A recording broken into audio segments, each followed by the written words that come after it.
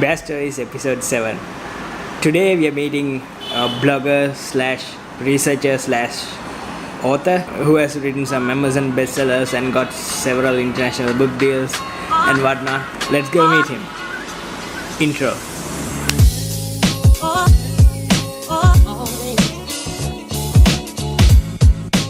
So my name is Yudhanjaya. I used to be a blogger. I used to run a blog called Swept, which was basically about technology, politics, and me analyzing government structures and things of that nature. And today I am a science fiction author, and I work at LearnAsia as a researcher. So during the night time, basically a fatter version of Batman, don't tell anybody. But during the daytime, what I basically do is I look at large volumes of data, try to figure out how these things might be useful to government policy, to how humans interact, to tell us more about the world basically. And then I take what I learn about the present and then I try to imagine what the future is like, and that feeds back into my writing. So I started publishing books after blogging for like 10 years. I started publishing books about a year and a half ago, and that led to several international book deals, a couple of bestsellers, and here we are. So how I got into writing, I was always a writer because I found that I could always think differently when I wrote. I found that I was a much more mature version of myself when I wrote, a better version if you will. And I wanted very much to be a writer. By the time I was doing my O-levels and my A-levels, that dream had sort of collapsed, and I was in the standard system of, hey, let's be a doctor, lawyer, engineer, make some money, white picket fence, 2.5 kids, the whole 9 yards. Then I happened to fail my A-levels. And suddenly writing was pretty much the only thing that was left to me. And I found that I had put in enough practice, that I had done my 10,000 hours or whatever, and that I was actually getting better and better at it. That led to more things, and with whatever I earned from my writing money, I started to relearn everything that I wanted to as a kid. So I started teaching myself physics, I started teaching myself math, I started teaching myself statistics, machine learning, programming, and that basically led to where I am today. So China is building this system that's actually starting to go viral. It's this concept of a social score, and I've been tracking this for years.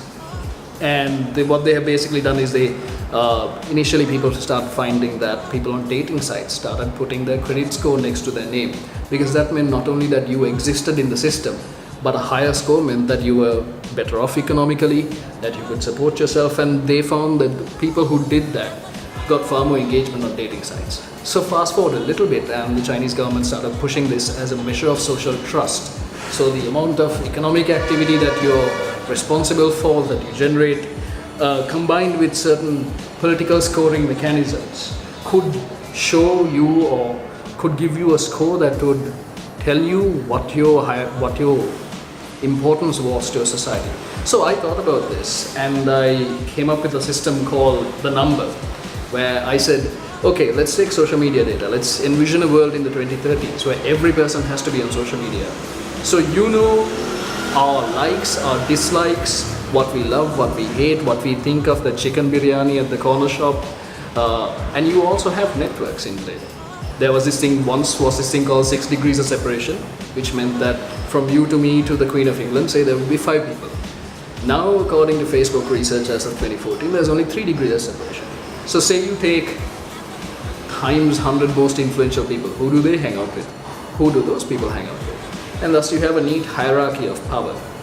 You have a system of ranking people and saying this is where you belong in society. And I wrote a book called Number Cast. That was actually what led to my first breakout, if you will. And that basically imagines society where the artist is suddenly as important as the billionaire, because it's not just a question of how much money you have in your account. It's a question of how much influence you command in society. So you go to the bank and you ask for a loan, and the guy's like, okay, what's your number? And you tell him the number. He's like, okay, we'll give you a loan. 5 years down the line, you go to a nightclub, and the bouncer's like, I'm sorry, I can't let you in here. These people here are 8Ks tonight, man. You're just a 5K. Sorry, no can do. 10 years down the line, you try to buy an apartment, you might have the money, but your landlord might go, I'm sorry, you're just not important enough. You haven't contributed significantly to how our society thinks. And while this is a utopia, to some, every utopia is also a dystopia to a few. So hence the term number caste, where we end up creating this algorithmically enforced caste system. Children inherit the social networks of their parents, and you forever have a bottom layer there, middle class here, and this is the future that we're heading towards. China is actually already implementing it. They'll be up and running by 2020, a sort of a reduced version of this idea.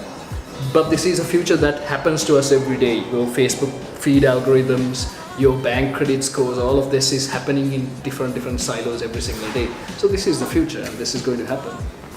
I mean, the ideal goal, of course, is to write full time. I think I've made enough that I can retire. I mean, by the age of 50, my children will never have to pay for me, and I've always sort of been chasing this elusive financial freedom, where I have enough coming in that I can disconnect from the system completely, and I can go live on a log cabin or whatever. As long as I have Wi-Fi and a laptop and lots of books, I'm perfectly fine. So I think I'll be there when I'm 50. And I think the goal is to sort of bring that time period closer and closer, eventually be able to put my feet up, write full time, imagine things full time, imagine what South Asia will be like, Southeast Asia will be like in the future. Because we have all these stories of, what New York might look like after an apocalypse, aliens attacking Tokyo. Where is New Delhi?